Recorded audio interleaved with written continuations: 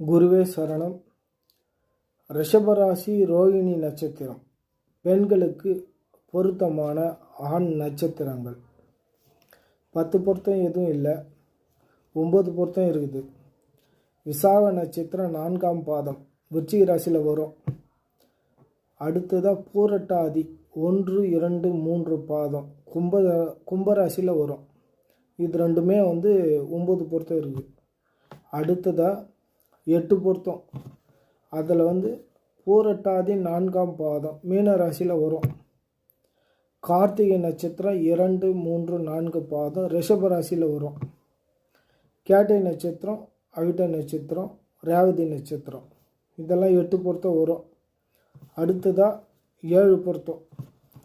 7 பொருத்தத்தில் அஸ்வினி, பரணி, கார்த்திகை 1ஆம் பாதம் மேசராசியில் வரும். மிருகசீரிஷம் 1, 2 பாதம் ரிஷபராசியில் வரும். புனர்பூசம், சித்திரை 1, 2 பாதம் கன்னியில் வரும்.